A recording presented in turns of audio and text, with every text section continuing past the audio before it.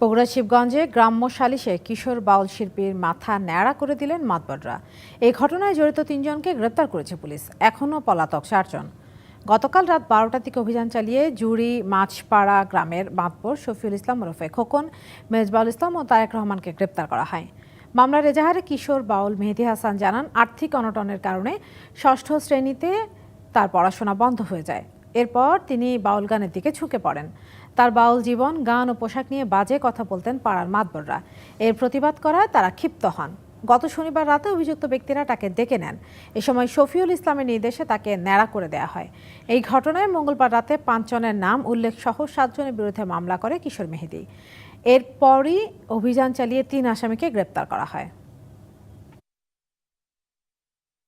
এই ঘটনাটি জানার পরে আমরা এই ক্ষেত্রে যারা অভিযুক্ত তাদের বিরুদ্ধে যে আইনানুগ ব্যবস্থা আমরা নিয়েছি। এক্ষেত্রে মামলা দায়ের হয়েছে। ৩ জন যারা সরাসরি এই ঘটনায় ছিলেন তাদেরকে আটক করা হয়েছে এবং আমরা এই মামলা তদন্ত যাতে যথাযথভাবে করা যায় তার জন্য যা যা করণীয় সকল ধরনের আইনানুগ পদক্ষেপ আমরা নেব। ফেনীর মাদ্রাসা ছাত্রীর আপত্তিকর ভিডিও ইন্টারনেটে ছেড়ে দেওয়ার মামলায় কারাদণ্ডপ্রাপ্ত সোনাগাজী থানার সাবেক ওসি মোয়াজ্জেম হোসেনকে জামিন দেয়নি হাইকোর্ট। সকালে বিচারপতি মোহাম্মদ হাবিবুল গনি ও বিচারপতি মোহাম্মদ রিয়াজউদ্দিন খানের হাইকোর্ট বেঞ্চ এই জামিন আবেদন খারিজ করে দেন। এর আগে ২০১৯ সালের ৭ ডিসেম্বর ফেনীর মাদ্রাসা ছাত্রী নুসরাত জাহানের আপত্তিকর ভিডিও ইন্টারনেটে ছেড়ে দেওয়ার মামলায় সোনাগাজী থানার সাবেক ওসি মোয়াজ্জেম হোসেনকে ৮ বছরের কারাদণ্ড দেন আদালত। একই সঙ্গে তাকে ১০ লাখ টাকা জরিমানা করা হয়।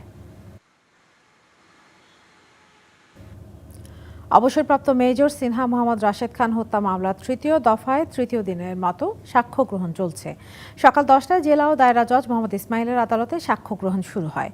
এর আগে জেলা কারাগার থেকে ১৫ আসামিকে আদালতে আনা হয়। ৩য় দফায় ৩য় দিন পর্যন্ত ৫ জনের সাক্ষ্য গ্রহণ করা হয়। পর্যায়ক্রমে আরও ৭২ জনের সাক্ষ্য গ্রহণ করা হবে। গত ২৩ থেকে ২৫ আগস্ট পর্যন্ত মামলার প্রথম ২ দফা সাক্ষ্য গ্রহণে ২ জন সাক্ষ্য দেন। পরে ৫ থেকে ৮ সেপ্টেম্বর পর্যন্ত দ্বিতীয় দফায় আরও ৪ জন প্রত্যক্ষদর্শী সাক্ষ্য গ্রহণ করা হয়। গত বছর ৩১শে জুলাই রাতে টেকনাফের পাহাড়ছড়ার শামলাপুর চেকপোস্টে পুলিশের গুলিতে নিহত হন অবসরপ্রাপ্ত মেজর সিনহা মোহাম্মদ রাশেদ খান।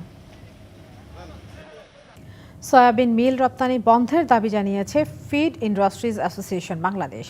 সাশ্রয়ী মূল্যে ডিম, দুধ ও মাংসের প্রাপ্যতা নিশ্চিত করতেই এই দাবি জানালো সংগঠনটি।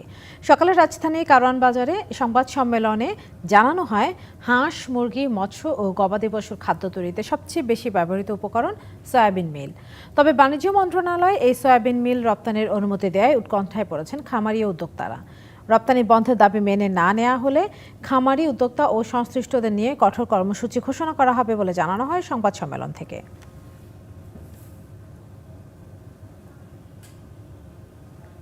চট্টগ্রামে ভ্রূণ নষ্ট করার অভিযোগে প্রবাসী স্বামীর বিরুদ্ধে আদালতে মামলা করেছেন স্ত্রী।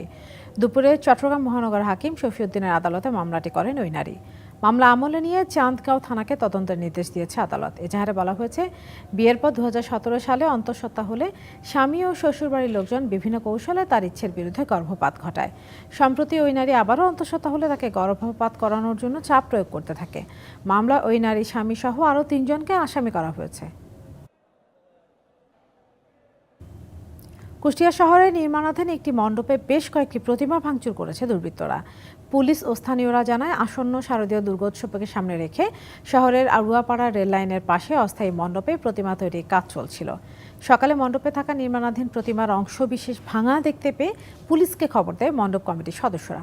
পরে ঘটনাস্থল পরিদর্শন করে জড়িতদের আইনের আওতায় আনার কথা জানায় পুলিশ।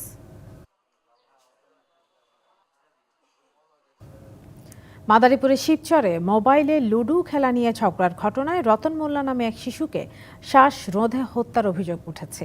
এই ঘটনায় আহত হয়েছে আরও এক শিশু। ভোরে এই ঘটনায় জড়িত মেহেদী হাসান নামে এক কিশোরকে আটক করা হলে প্রাথমিক জিজ্ঞাসাবাদে হত্যার কথা স্বীকার করে সে। পুলিশ জানায়, মঙ্গলবার সকালে মোবাইলে লুডু খেলার সময় শিশু রতন মোল্লা ও সোহানের সঙ্গে মেহেদী ঝগড়া হয়। এতে ক্ষুব্ধ হয়ে দুজনকে হত্যার পরিকল্পনা করে মেহেদী। পরে বিকেলে রেস্টুরেন্টে খাওয়ানোর কথা বলে পদ্মা সেতুর অ্যাপ্রোচ সড়কের পাশে রতন ও সোহানকে নিয়ে যায় সে। সেখানে রতনকে শ্বাসরোধ করে হত্যা করে। পরে সোহানকে বাংলা বাজার ঘাট এলাকায় এনে শ্বাসরোধ করে হত্যার চেষ্টা করলে তার চিৎকারে এলাকাবাসী এগিয়ে এলে মেহেদী পালিয়ে যায়। সীমানার হনে যায় নাকি আমার ব্যাগটার ১০০ টাকা যা বলতেছে, তুই একটা বিস্কিট আর একটা পানি কিনে নিয়ে।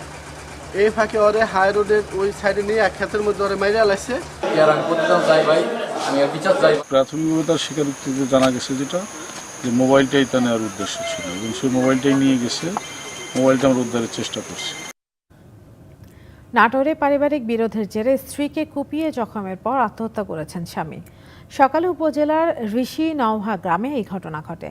পুলিশ জানায় পারিবারিক কলহের জেরে সকালে স্ত্রী রাসুকে ধারালো অস্ত্র দিয়ে কুপিয়ে জখম করে পালিয়ে যায় হাসান আলী।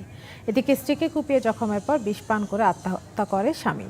অন্যদিকে স্থানীয়রা গুরুতর আহত রাসুকে উদ্ধার করে সদর হাসপাতালে ভর্তি করে। পরে তার অবস্থার অবনতি হলে তাকে রাজশাহী মেডিকেল হাসপাতালে নেওয়া হয়।